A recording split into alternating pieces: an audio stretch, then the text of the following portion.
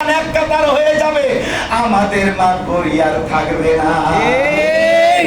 এই জন্য রাসূলকে বাধা দিয়েছে, সর্বাত্মক আঘাত করেছে, তার দেহ রক্তাক্ত করেছে, দেহ থেকে রক্ত, মাথা থেকে রক্ত গড়িয়ে গড়িয়ে আল্লাহর নবীর পায়ের জুতা মোবারক পায়ের সাথে আটকে গিয়েছে, দান্দান মোবারক শহীদ হয়েছে।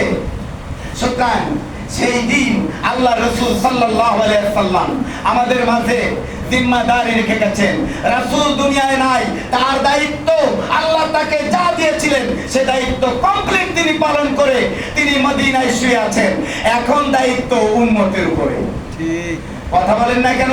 উম্মতের উপরে দায়িত্ব আছে না?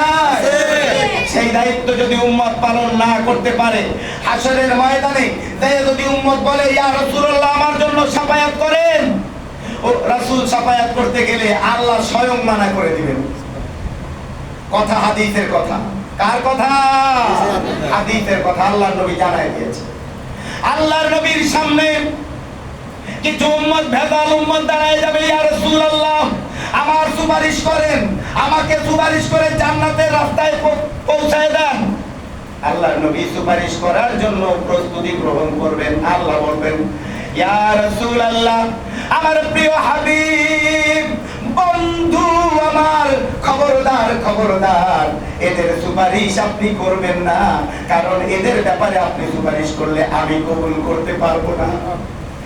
আপনি এদের সুপারিশ করবেন না, কারণ আপনি জানেন না আপনি দুনিয়া থেকে আসার পরে আপনি যে জিম্মাদারি তাদেরকে দিয়েছিলেন, আল্লাহর দিন বিজয়ের জন্য যে কাজ তাদেরকে দিয়েছিলেন, আল্লাহর দিন বিজয়ের জন্য জামাত গঠন করে আল্লাহর পথে পরিচালিত হওয়ার যে দায়িত্ব তাদেরকে দিয়েছিলেন, সেই দায়িত্ব তারা পালন করে নাই। আপনি জানেন না তারা আপনার বিরোধী হয়ে চলেছে, শিরক করেছে, বেদাত করেছে, অন্যদেরকে নেতা মেনেছে, আপনাকে আদর্শের মডেল বানায় নাই, আপনাকে আদর্শ নেতা বানায় নাই, আপনার জীবন আদর্শ অনুসরণ করে নাই। সুতরাং আপনি আজকে যদি তাদেরকে আপনি সুপারিশ করেন, আমি আল্লাহ রাব্বুল আলামিন আপনার সুপারিশ কবুল করতে পারবো না। আল্লাহু আকবার বলেন। কত বড় বিপদে পড়ে যাবে মানুষ, তাই না? ঠিক। তখন রাসূল বলবেন সুকান সুকান লিমান গায়রা মিন বাদি, দূর হয়ে যাও, দূর হয়ে যাও, এখন দূর হও। উম্মতের দাবিদার, আমার উম্মত ছাড়ছ, গরজ বেশি বেড়ে গেছে এখন।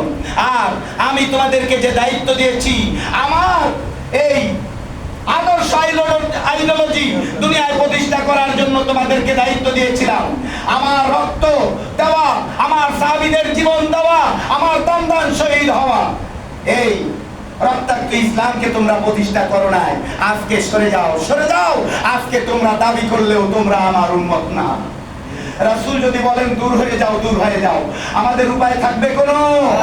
সুতরাং চোখের পানি ফেলাইলেই শুধু কাজ হবে না, ময়দানে নেমে আসতে হবে। রাজি আছি আমরা ইনশাআল্লাহ? তুই আল্লাহকে দেখান কে কে রাজি আছি? ইনশাআল্লাহ। লিল্লাহি